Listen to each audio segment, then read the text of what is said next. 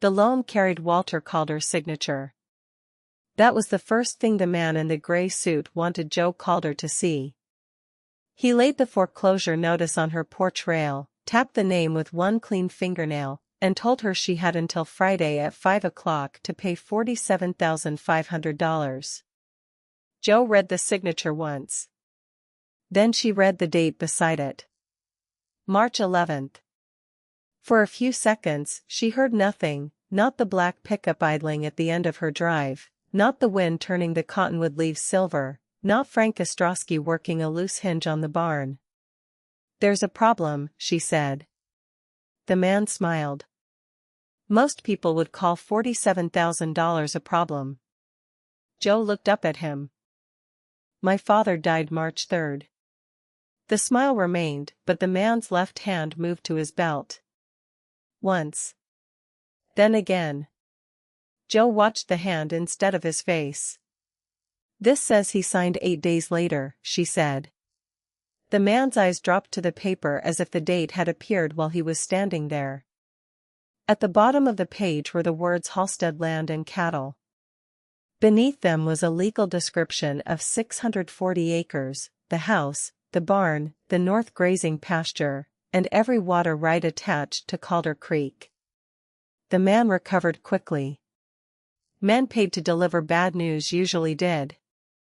"Take it up with First Prairie Bank."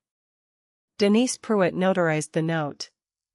Friday, 5 o'clock. After that, Mr. Halsted files. "Which Mr. Halsted?" "You know which one. Roy Halsted." Everybody in Prairie County knew which one. The man leaned nearer. Dust marked the toes of his expensive boots, but none touched his knees. He had not been around cattle that morning. The pickup at the road faced outward, ready to leave fast. Its driver had never cut the engine. "Don't make this uglier than it has to be, Ms. Calder." Joe folded the notice once. "Get off my porch." His smile changed by half an inch. Then he walked down the steps, climbed into the waiting truck, and disappeared beyond the cattle guard. Joe remained still until the engine faded. Only then did she realize how she was standing, feet balanced, right side angled away, 3 clear steps to the open door behind her. Frank watched from the barn. He had seen her stand that way before. So had men in places Joe no longer named. But 11 years earlier, before a dead man signed away Calder Creek, no one in Prairie County had cared enough to ask why.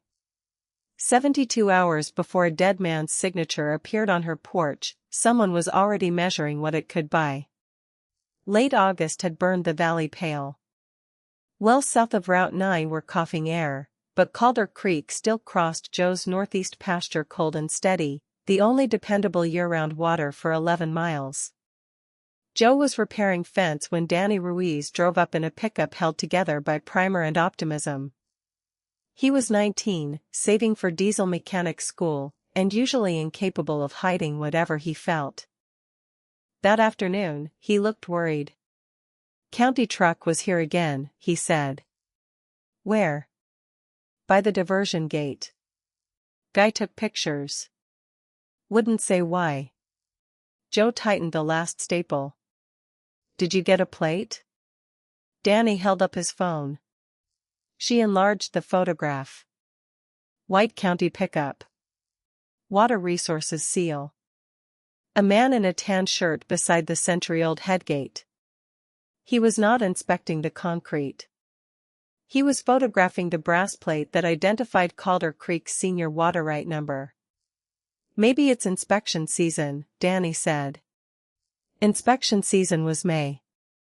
Across the valley, sunlight flashed from a drilling rig on Halsted land. Roy had bought 3 ranches in 4 years. Each purchase gave him another strip along the road, and another piece of the valley's water. Frank arrived on an ATV, carrying a coil of wire and a face that had been weathered into permanent skepticism. "Halsted's survey crew put stakes below Whitlock's old place," he said. "For what?" Danny asked. Men with survey stakes don't tell men without survey stakes anything. Joe looked toward the rig. Frank noticed. Walt ever tell you why Roy wanted this corner so bad? Dad said Roy wanted everything. That sounds like Walt. Joe looked again at Danny's photograph. The county man had captured the water right number, the locking mechanism, and the exact point where the channel entered Calder land. Not an inspection. An inventory. 3 mornings later, the man in the gray suit brought Walter Calder's signature back from the dead. That evening, the foreclosure notice lay across Walter's old kitchen table. Frank stood at the sink. Danny sat at the far end with an algebra book open and unread. Joe took the chair nearest the wall, the one that faced both windows and the back door. She had chosen that chair for 11 years. Nobody mentioned it anymore. Could your dad have signed something before he died and they dated it later? Danny asked. Frank frowned at him. It's a fair question, Joe said. She studied the name. Walter James Calder. Almost right. Her father made the capital C with a tiny upward hook, a leftover from the Palmer method taught in a one-room school. This C was smooth. Private men keep things from their families, she said. I need facts, not what we want to believe. Frank disappeared into the mudroom and returned with a fireproof document box. Inside were tax forms, brand inspections, veterinary receipts, feed contracts, and 40 years of Walter Calder signing his name. They spread 12 examples across the table. Every capital C had the hook. The loan did not. Fake, Danny whispered. Different, Joe corrected. A judge cares about the difference. Frank knew a retired document examiner in Bozeman named Harold Venn. Venn had spent 27 years with the state fraud unit and had once testified against a county treasurer who forged dead farmers' names on minnow leases. He can look tomorrow, Frank said. How do you know? Because I called while you were staring at that paper like you wanted it to confess. Joe almost smiled. Then Danny pointed to the notary line. Denise Pruitt, First Prairie Bank. Joe knew Denise. Everyone did. Denise organized the Christmas coat drive and remembered which widows needed help carrying groceries. She had notarized Walter's will 2 years earlier. If the signature is forged, Danny said, she had to be in on it. Or fooled, Joe said. By a dead guy? The room fell quiet. Outside, the yard light threw a yellow circle over the gravel. Beyond it, the land was black. Joe watched that darkness longer than she intended. At 7 the next morning, she entered First Prairie Bank. Denise's smile arrived too fast. Miss Calder. I was told you might come in. By whom? The loan department. Which person? The smile weakened. I'd have to check. Check. Through the glass partition, Joe watched Denise speak to bank manager Lloyd Ames. Ames looked toward Joe, then toward the office door behind him. Denise returned alone. The note is valid and notarized. I want the original. We have a certified copy. So do I. I want the paper my father touched. Older records are archived. Retrieval can take time. Your bank gave me 3 days. Denise folded her hands. A pale band circled one finger where a ring had recently been removed. I'll submit a request. Give me the request number. Silence stretched between them. Joe had learned long ago that uncomfortable people rushed to fill silence. Denise did not. She typed, printed a receipt, and slid it across the counter. Joe checked the request number. Then the timestamp. The archive request had been opened at 6:42 the previous evening, more than 12 hours before Joe entered the bank. Someone had known she would ask for the original. As Joe took it, she saw a bruise beneath Denise's cuff. Not proof of who had opened it. Just proof that the bank had been waiting for her. Outside, Roy Halsted sat in a silver pickup across the street. He was 63, broad-faced and silver-haired, with the patient manner of a man who believed time worked for him. When Joe crossed toward her truck, he lowered his window. "Sorry about Walt," he said. 5 months late. Still true. Did he borrow money from you? Roy rested one wrist on the wheel. Your father understood this county has to grow. That wasn't my question. 47.5 is a hard number to find on short notice. Sell me the Northeast 80. The debt disappears. You keep your house, your cattle, most of your acreage. The Northeast 80 held only scrub pasture, the bridge, and the stretch where Calder Creek entered the ranch. You came prepared, Joe said. I came practical. What are you building? Opportunity. Opportunity doesn't need my headgate photographed. For the first time, Roy's expression shifted. Then he smiled. Friday, Josephine. Only her father had called her Josephine. Roy drove away before she could ask who told him. Earl Whitlock was loading feed when Joe found him that afternoon. At 71, Earl still bought grain for cattle he no longer owned because habit had outlived necessity. Halsted had acquired 300 acres from him the previous year. Earl read the foreclosure notice and went straight to the water clause. Of course, he said. What does he need it for? Earl looked across the parking lot before answering. Roy's been buying every senior water right between here and the rail spur. Mine, Barlow's, the old Jensen allotment. But yours controls the last dependable flow above his properties. Without Calder Creek, all he's got is dry dirt and promises. Promises to whom? Ask Mara Ellison. Mara was a reporter for the Prairie Sentinel. The reporter made the paper sound larger than it was. She wrote obituaries, school board summaries, auction results, and the occasional story powerful people preferred buried beneath the classifieds. Earl told Joe how the county had reclassified his south pasture as seasonal floodplain. The bank reduced his collateral. His equipment loan was called. 2 months after Roy bought the land cheap, the county restored the old classification. Who approved it? Joe asked. Commission did. Roy abstained. And the other commissioners? Men he helped elect. Earl stared at the feed sacks. Shame, not anger, bent his shoulders. I complained. Sheriff Tolliver said paperwork wasn't a crime. Sometimes it is. Not when the right man owns the paper. Joe met Mara Ellison in the Sentinel office above a pharmacy.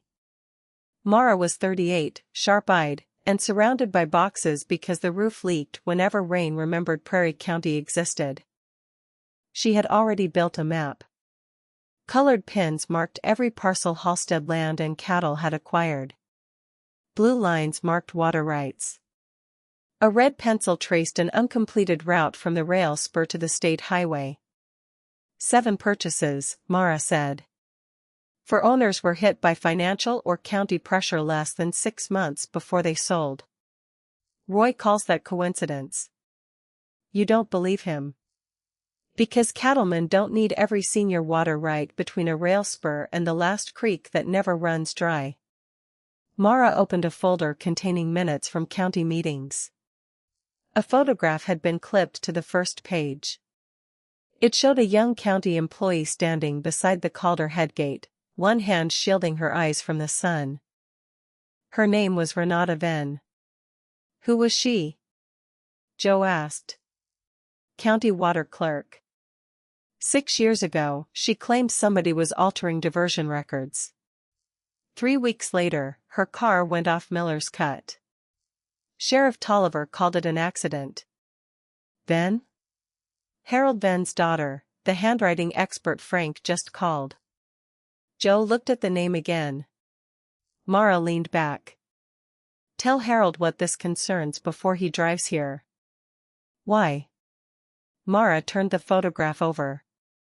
On the back, in Renata's handwriting, were 4 words. Calder controls the whole deal. Because this was the last thing she wrote before she died. That night, Roy called the ranch.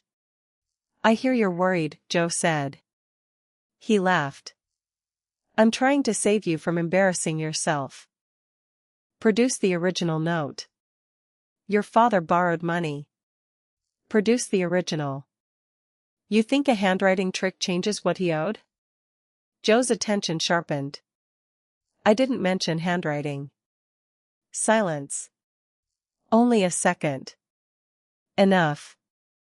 Roy changed direction. You spent a long time away, Josephine. Long enough to know some fights cost more than the ground they're fought on. Joe tightened her grip on the phone. What do you know about where I was? Not much. That's what makes people curious. Are you curious, Roy? I'm offering you a clean exit. Northeast 80. Tomorrow. No. She hung up. Then she checked every door and window in the house. Twice. She slept in the chair facing the front entrance and woke ashamed that an old reflex still knew her better than she knew herself. The first retaliation looked like inconvenience. A gravel truck blocked Calder Creek's cattle chute on Friday morning. The driver claimed he was waiting for a county grader. No grader came. Joe's buyer waited 2 hours, then left. 37 calves missed inspection and sale. The second looked official. A water officer tagged her headgate for an emergency review, alleging unmetered diversion. The tag prohibited Joe from filling the North Stock Pond. The third arrived wearing Chase Halsted's smile. Roy's son found Danny at the fairgrounds loading steel fencing. Chase was 26, broad through the shoulders, expensive from hat to boots, and certain the world had been built with doors his name could open. Move it, he told Danny, adding a slur loud enough for 3 ranchers to hear. Danny froze. Joe set down the halter she was carrying and walked over. She did not look at Chase. She took one end of the ramp, Danny took the other. Together they locked it into place. That your old lady's job? Chase asked. It's done, Joe said. He stepped into her path. My father says you're confused about who owns your place. Joe looked at the open space beside him, then at the hand hanging near his belt. Move. Chase shoved Danny instead. The boy stumbled into the rail. Every part of Joe went still. For one dangerous moment, her body remembered solutions she had spent 11 years refusing to use. She saw Chase's balance. His exposed knee. The soft place below the ear. The exact distance between his head and the steel post. Then she heard cattle shifting behind the gate and Frank calling her name. Joe stepped between the men. She did not strike Chase. She simply held his gaze until the laughter left his face. Touch him again, she said quietly, and there will be witnesses when I press charges. Chase leaned closer. That's supposed to scare me? No. It's supposed to inform you. He bumped her shoulder as he passed. Joe let him. Danny waited until the Halsted truck left. You could have dropped him. You don't know that. I saw your face. A face isn't a weapon. What were you before you came back here? Joe picked up the halter. Late, she said. We were late. It was not an answer, and Danny knew it. That evening, someone cut the float line on the North Trough. By dawn, 12,000 gallons had drained into dust. The following day, 2 cows were found outside a gate Joe knew Frank had chained. On Sunday, a small grass fire started beside the county road. It burned only 4 acres before they stopped it, but the wind had been aimed at the barn. Each event could be explained. Together they formed a sentence. Sell. Joe began logging license plates, times, tire marks, and names. She installed game cameras along the creek. Frank slept in the bunkhouse instead of driving home. Danny's mother begged him to stop coming to Calder Creek. Danny came anyway. On Monday morning, Harold Venn arrived from Bozeman carrying a battered leather case. He was 74 and smaller than Joe expected. Grief had not made him fragile. It had compressed him. Mara told him about the loan before Joe could. At the name Calder Creek, Harold removed his glasses. Renata left a message the night she died, he said. Said she had found what Halsted was building. Said she copied the records. Police never found copies. What was he building? Joe asked. She didn't say. She said, "It's not cattle, Dad. Follow the water." Harold examined Walter's signatures under magnification. He measured pressure, slant, spacing, ink flow, and the shape of the capital C. He asked for medical records. Why? Because a signature can be genuine and still impossible. Walter had suffered a minor stroke in February. For his last 3 weeks, his right hand shook badly enough that Joe cut his food. The signature on the loan was smooth. Harold worked 6 hours. At dusk, he placed a preliminary report on the table. The questioned signature was not written by Walter Calder, he said. It's a simulation based on an authentic model, probably traced or practiced from a clean specimen. The writer copied the form but not the movement. Danny exhaled. Frank closed his eyes. Joe read the conclusion twice. Will it hold up? I'll swear to it. And the date after death helps. Mara smiled for the first time all week. We have him. For 6 hours, it felt true. Mara posted the story online before midnight. Expert calls Calder loan signature forgery. By breakfast, it had been shared across 3 counties. The state banking division confirmed it would review First Prairie's records. Sheriff Tolliver, suddenly interested, announced an inquiry. At 10, First Prairie Bank suspended foreclosure action. At 11, Earl Whitlock came to the ranch with 2 other landowners. One brought records showing a survey changed after Halsted bought his property. Another had letters calling a loan after an anonymous code complaint. At noon, Danny's mother delivered food for everybody and hugged Joe hard enough to surprise them both. By 1, cars lined the ranch drive. Joe stood on the porch and watched neighbors compare paperwork. For the first time since the gray-suited man arrived, Calder Creek did not feel surrounded. Then County Marshal Reyes drove through the gate.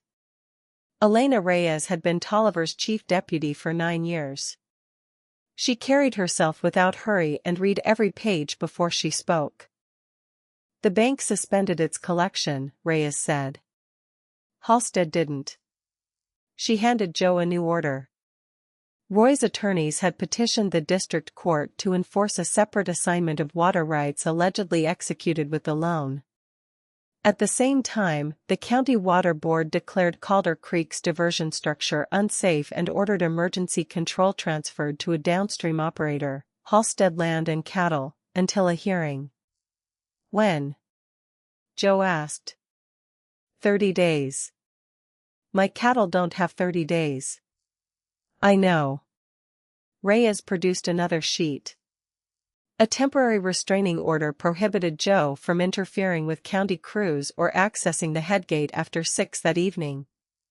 The crowd on the porch went silent. Roy had lost the loan. So he had separated the water from the land. And this time, he carried a judge's signature. At 3, county workers locked the headgate. By sunset, the channel feeding Joe's North Pond had slowed to a dark ribbon. The false victory hurt worse than the original threat because it had taught them how relief felt. Mara drove to the county archive. Harold returned to his hotel to examine the water assignment. Frank hauled portable tanks.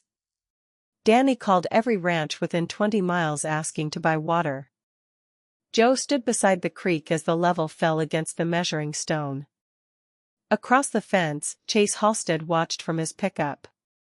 "Court order," he called. "Wouldn't want you doing something stupid." Joe said nothing. He smiled and drove away. That night, Harold found the second forgery. The water assignment carried Walter's real signature. "Not copied," Harold said. "Genuine ink, genuine hand." Frank swore. Joe stared at the page. "Then Dad signed it." "He signed something," Harold corrected. "Look at the baseline." The signature sat slightly above the printed line. The page fibers around it differed from the rest of the document. "Transferred?" Mara asked. "Cut from another page and chemically bonded, then scanned into the filed copy. Without the original, I can't prove the assembly." "Where did they get a clean signature?" Danny asked. Joe thought of the bank. Walter's will. Denise Pruitt standing beside him while he signed. Who forged the dead man's name? Maybe the answer was not one person.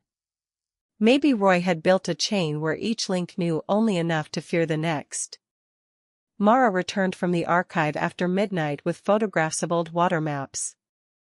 One page was missing from Renata Venn's final ledger, but the index remained. Entry 14C, Calder Creek Senior Flow Verification.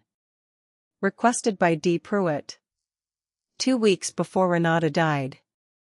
At 8 the next morning, Denise called Joe from a payphone outside the bus depot. "I need to talk," she said. "Not at the bank." They met in the closed dining room of the Prairie Motor Lodge. Joe chose a corner booth with the wall behind her. Denise noticed. "Roy said you were military," she said. Joe's face gave her nothing. "Why did you call?" Denise's hand shook around a cup she did not drink. Walter had never borrowed from Roy. The loan number belonged to a closed agricultural line from 9 years earlier.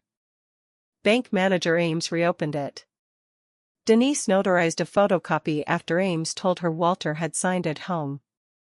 "You knew he was dead," Joe said. Denise began crying without sound. "My husband owed Chase. Gambling, pills, I don't know all of it. Roy showed me photographs of him buying fentanyl. Said he could send him to prison or make the debt disappear. I stamped the page. I told myself a stamp wasn't the same as forging. Who wrote the signature? I don't know. Ames brought it to me." "And the water assignment?" Denise looked toward the dark motel kitchen. Walter's will file had original signature pages. One disappeared after Roy met with Ames. Why Calder Creek? There was a letter of credit from Denver. Prairie Renewal Partners. Roy promised them 12 million gallons a year and rail access by October 1st. If he can't control the creek, the financing collapses. So that was it. Not cattle. Not opportunity. Roy had sold water he did not own to investors building a private industrial cooling facility along the rail spur. The project would drain enough summer flow to cripple half the small ranches downstream, but with senior rights consolidated under one company, it could be made legal. Renata found out, Joe said. Denise flinched. Did Roy kill her? I don't know. I swear. But Ames keeps a box in the old bank archive. Roy's contracts, side letters, everything Ames won't trust to computers. After Renata died, he put her missing ledger page there. Why tell me now? Denise pushed up her sleeve. The bruise was darker than before. Because Chase came to my house last night. He said if the review reached our branch, my husband would take the blame for all of it. Then he said accidents happen on empty roads. Joe studied her. Will you tell Reyes?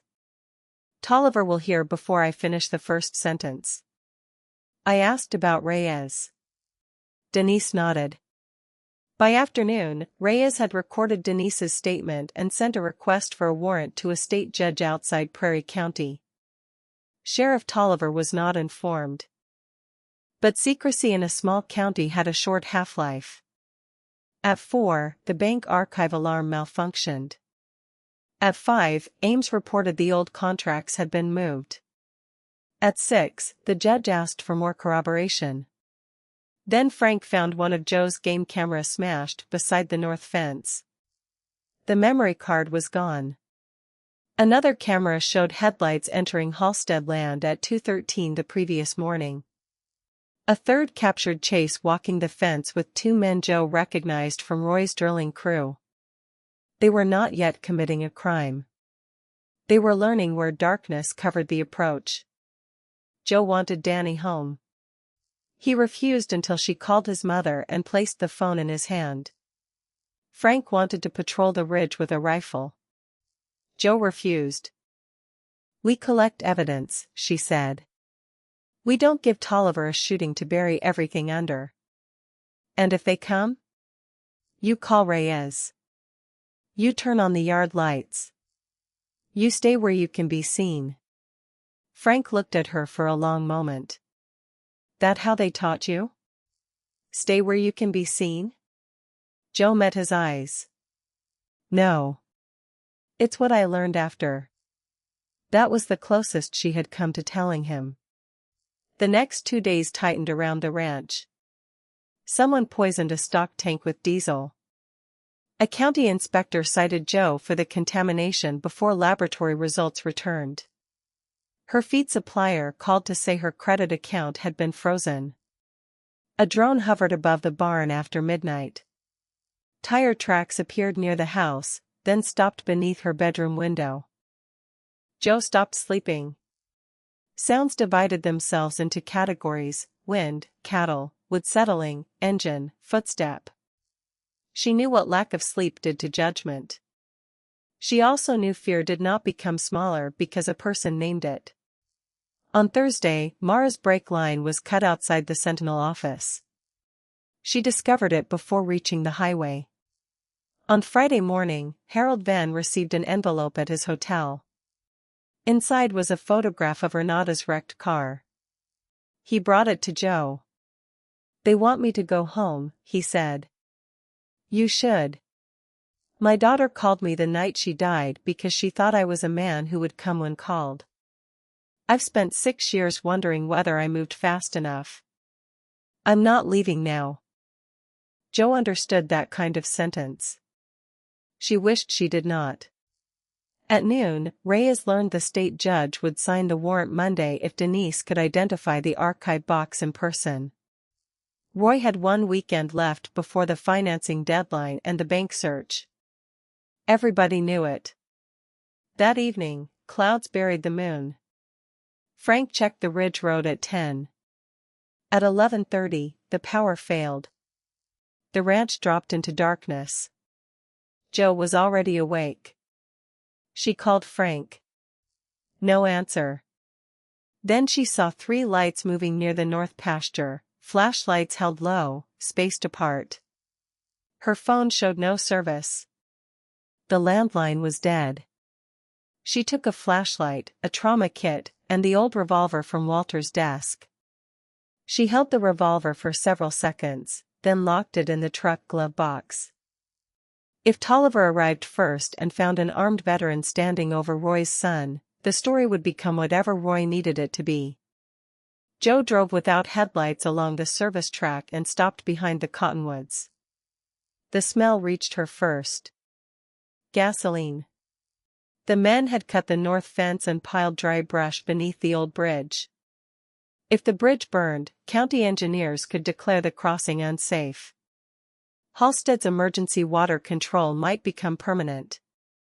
Loose cattle on the highway would give Tolliver the rest of the story. Joe recorded 10 seconds of video and pressed send to Reyes. The message stalled. A light swept across her face.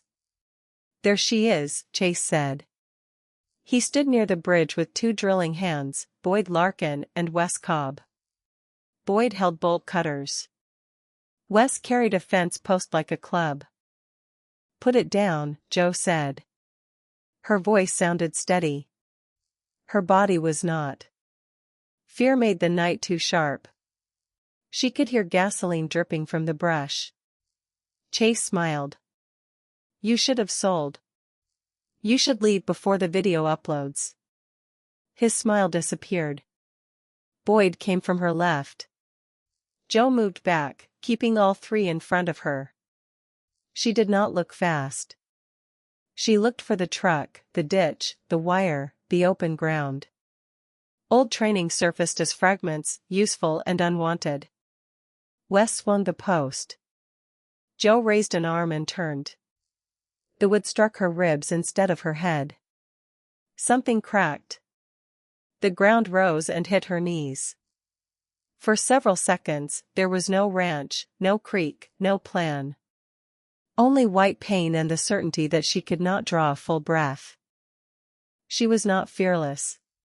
She was 52 years old, injured in the dark, and 3 men were deciding what to do with her. That truth terrified her. Chase took her phone and threw it into the creek. "Military," he said. Dad was right. "What were you?" Joe pressed one hand to her side. "Tired." Boyd laughed. She moved while he was laughing, not to defeat him, only to make space. Her flashlight struck his mouth. He recoiled. She shoved him into the loose wire and ran toward the bridge. 3 strides. Pain folded her. Wes caught her jacket and dragged her backward. Joe drove an elbow into his forearm, twisted free of the cloth, and fell down the bank. Stones tore her palms. Cold water closed over one boot. Above her, Chase shouted for the gasoline. Joe crawled beneath the bridge. If she could pull the brush into the creek, she could deny them the fire even if she could not stop them. Boyd followed. Wire had cut his cheek. He grabbed her ankle. Joe kicked once and missed. He pulled her onto her back. Her broken ribs screamed. She caught a handful of mud and drove it into his eyes. He cursed and released her. That was all she won. 5 seconds. Maybe 6. Enough to drag one gasoline can into the water. Wes came down the bank and struck her shoulder with the post. Her left arm went numb. She rolled behind a concrete pier as the second blow shattered wood against stone. "Stop," she heard herself shout. Not a command. A plea. Nobody stopped. Joe tried to stand and could not. She thought of Danny's certainty that she could drop Chase. She thought of all the stories people invented when a quiet woman watched doors. None of those stories included crawling through mud, unable to breathe, afraid she was about to die. Wes rounded the pier. Joe pulled the emergency flare from her trauma kit. She struck it against concrete. Red fire filled the dark. Wes flinched. Joe held the flare toward the gasoline-soaked brush between them. "One more step," she said, "and none of us gets to explain this." It was a bluff. She did not know whether she could hold the flare another 10 seconds. But Wes did not know that. Above them, an engine roared. Headlights swept the pasture. Frank's truck hit the cut fence, dragged 2 posts, and stopped sideways across the bridge approach. The horn blared continuously. Frank had tied it down. Then the ridge lights came on. Danny stood at the ranch generator switch half a mile away, exactly where Joe had ordered him not to be.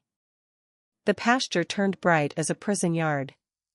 Chase ran for his pickup. Frank climbed out holding no rifle, only a tire iron and a phone raised above his head. "State police are listening," he shouted. "Every word." Boyd scrambled up the bank. Wes hesitated, then followed. Joe tried to rise. Her legs failed. Chase reached the pickup just as two vehicles entered from the county road, Reyes in front, state troopers behind. Frank had found Joe's unanswered call, seen the power cut, and driven to high ground for service. The moment the lights appeared in the pasture, he called Reyes and left the line open. Chase reversed toward the creek. A trooper blocked him. Boyd ran into the fence he had cut and went down tangled in wire. Wes dropped the post and raised his hands. The danger ended without feeling finished. Joe remained beneath the bridge, flare burning beside her, unable to stop shaking. Reyes found her there. "Josephine?" Joe looked at the badge, then at Reyes's empty hands. "Joe," she managed. "All right, Joe. Ambulance is coming. Gasoline. Keep them away from the brush. We see it. Frank?" "Standing. Danny too." Only then did Joe let the flare fall into the creek.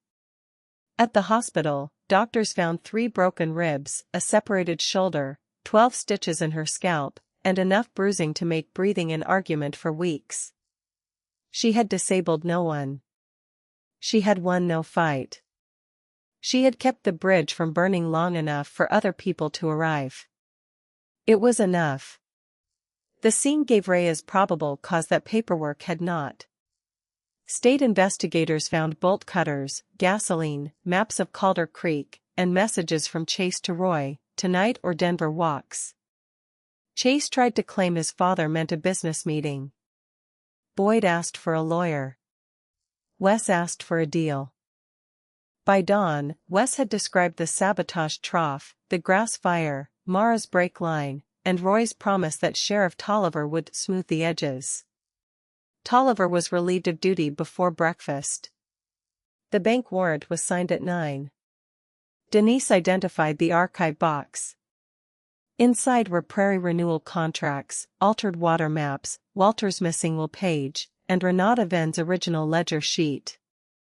The sheet documented that Calder Creek's senior right could not legally be transferred without consent from 3 downstream ranches Roy had hidden that restriction from Denver investors. There was also a voice recorder.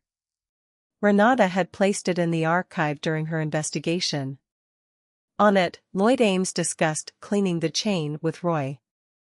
A second recording captured Roy ordering Tolliver to delay the report on Renata's brakes until her wrecked car could be moved.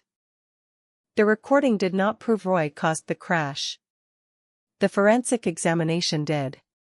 Renata's brake line had been cut. Harold Venn received that news in Joe's hospital room. He sat beside the window and wept with both hands covering his face. Joe did not tell him justice would heal anything. She knew better than to offer a sentence that easy. She simply stayed quiet until he lowered his hands. "She was right," he said. "All these years, she was right." "Yes," Joe said. "She was." Roy Halsted was arrested on fraud, conspiracy, witness intimidation, and obstruction charges. Ames and Tolliver followed. Denise pleaded guilty to false notarization and cooperated. The state froze Halsted's water transfers. Prairie Renewal withdrew before October 1. Nobody in Prairie County called Roy's fall sudden. Sudden was only how it looked when years of fear finally changed direction. The community meeting took place 6 weeks later in the fire hall. Joe arrived with her left arm still stiff and her ribs taped beneath a clean denim shirt. Every chair near the walls was taken. Frank had saved one at the back, positioned exactly the way she liked it, wall behind, door in view. She started toward it. Then she stopped. At the front, Earl Whitlock was telling the county commission how Halsted's floodplain order took his land. Denise sat beside a state attorney, pale but present. Mara had pinned Renata's photograph to the evidence board, a young woman with wind-blown hair standing beside Calder Creek, holding the missing ledger. Danny waved from the center row. There was an empty chair beside him. Its back faced the door. Joe looked at it for a long moment. Then she crossed the room and sat down. She could not see who entered behind her. Her shoulders tightened on instinct. She stayed. The commission restored Calder Creek's diversion, opened every Halsted-era land decision for review, and named the water records reform after Renata Venn. Earl would not get all his acres back, but for the first time, somebody said in public that what happened to him had been done, not deserved. When Joe's turn came, she stood carefully. People expected a speech. She had none. Calder Creek belongs to more than one ranch, she said. That's what Roy counted on us for getting. Keep the records open. Keep the water measured. And when somebody comes for one neighbor with paperwork nobody understands, don't wait until they reach your fence. She sat before the applause finished. In the parking lot, Danny told her he had been accepted into the Billings program. A relief fund created by the ranchers would cover his first year. I'll pay it back, he said. Probably. You could sound happier. I'm considering what this means for my truck. He grinned. It means I start charging you. Frank joined them beneath the fire hall light. Never answered the boy's question, he said. Joe knew which one. For 11 years, Prairie County had guessed. Federal agent. Prison guard. Mercenary. Spy. The truth was both simpler and heavier. Army, she said. Military police first. Then a protective services unit. Convoys, recovery work, people who needed moving through places where other people wanted them dead. Danny's grin faded. The scar? Kandahar. Did you? That's enough for tonight. He nodded. Frank looked toward the hall door. Why'd you leave? Joe watched families emerge into the cold. Harold carried Renata's photograph under one arm. Mara walked beside him. Reyes held the door for Denise, who stepped outside to face whatever came next. Because I got tired of entering every room like it was trying to kill me, Joe said. Frank glanced through the window at the chair she had chosen. He understood. By November, water ran again through the North Channel. Joe stood beside the restored headgate while Frank checked the gauge. Ice silvered the grass. The cottonwoods were bare. Calder Creek moved between them, indifferent to judges, investors, and the names men printed on deeds. Water's still yours, Frank said. Joe watched it pass beneath the bridge they had tried to burn. Was always ours. Behind her, a truck crossed the cattle guard. For once, Joe did not turn at the sound. She listened to the creek instead.